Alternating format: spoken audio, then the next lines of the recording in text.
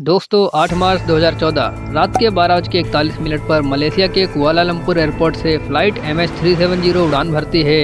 इस फ्लाइट में कुल 239 लोग सवार थे, 227 पैसेंजर और 12 क्रू मेंबर। इस फ्लाइट में 2 पायलट थे, 27 साल के फारिक अहमद और यह उनकी आखिरी ट्रेनिंग फ्लाइट थी। इसके बाद वह बनने वाले थे फुल्ली सर्टिफाइड पायलट। उनके साथ मौजूद थे 53 साल के pilot in command Zaharie Ahmad Shah. उन्हें मलेशियन एयरलाइंस में सबसे सीनियर कैप्टन में गिना जाता था, लेकिन इसमें से किसी को भी इस बात का अंदाजा नहीं था कि सफर के दौरान इनके साथ जो होगा वो पूरी दुनिया को आश्चर्यचकित कर देगा और पूरी दुनिया के लिए एक अनसॉल्व्ड मिस्ट्री बन के रह जाएगा। प्लेन को 6 घंटे तक सफर तय करते हुए 6:30 पर चीन की राजधानी बीजिंग एयरपोर्ट पहुंचना था। टेक ऑफ के दौरान प्लेन में करीब 49,100 किलो फ्यूल मौजूद था, जो 7 से 8 घंटे की उड़ान के लिए काफी होता है। दूसरी तरफ मौसम भी बिल्कुल साफ था, सब कुछ ठीक चल रहा था। प्लेन को टेक ऑफ किए 38 मिनट हो चुके थे। इसके बाद कैप्टन ने ATC के साथ आखिरी बात की। उनके आखिरी शब्द थे good night Malaysian 370। Malaysian 370, contact Ho Chi Minh 120.9. Good night. Good night, Malaysian 370.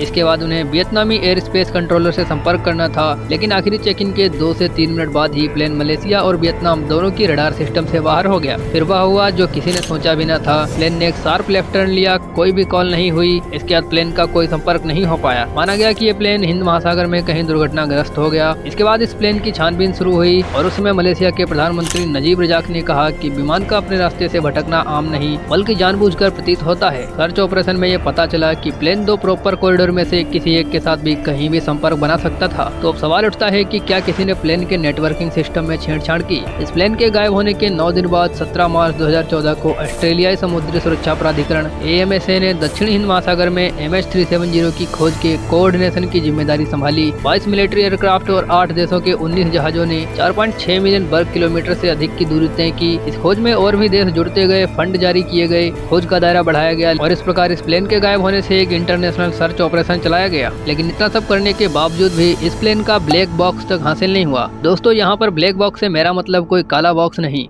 बल्कि ब्लैक बॉक्स किसी भी प्लेन के जरूरी हिस्सों में से एक होता है, या प्लेन में उड़ान भरने के दौरान प्लेन से जुड़ी सभी तरह की एक्टिविटीज का रिकॉर्ड रखने वाला एक खास तरह का डिवाइस होता है, जिसे फ्लाइट डेटा रिकॉर्डर भी कहते हैं। जब यह बॉक्स किसी जगह पर गिरता है तो हर सेकेंड एक बीप की आवाज लगातार 30 दिनों तक निकालता रहता है। इस आवाज की उपस्थिति को खोजी दल द्वारा 2 से 3 किलोमीटर की दूरी से ही पहचान लिया जाता है। इसकी एक और मजेदार बात यह है कि यह 14,000 फीट गहरे समुद्री पानी के अंदर से भी संकेत भेजता रहता है, लेकिन फिर भी इसका कोई पता न चला। दुनिया के सबसे बड़े सर्च अभियान में 30 से भी ज्यादा देशों ने भाग लिया, जिसमें लगभग $200 मिलियन खर्च गए। विमान के गायब होने के 3 साल बाद 2017 में तलाशी के अभियान को आधिकारिक तौर पर बंद करा दिया गया। विमान तो नहीं मिला, पर इसके टुकड़े मिलने के दावे जरूर किए जाते रहे। मॉरिशस, मेडागास्कर, तंजानिया और दक्षिण अफ्रीका में समुद्र से विमान का मलबा मिलने का दावा किया गया। मेडागास्कर के एक मछुआरे के घर पर लैंडिंग गियर का दरवाजा मिला। विशेषज्ञों के मुताबिक यह पहला सबूत है जो जाहिर करता है कि MH370 के पायलट विमान को नष्ट कर देना चाहते थे। इस सर्च ऑपरेशन के प्रमुख मार्टिन डोलन का कहना है कि यह सब सोची समझी साजिश थी,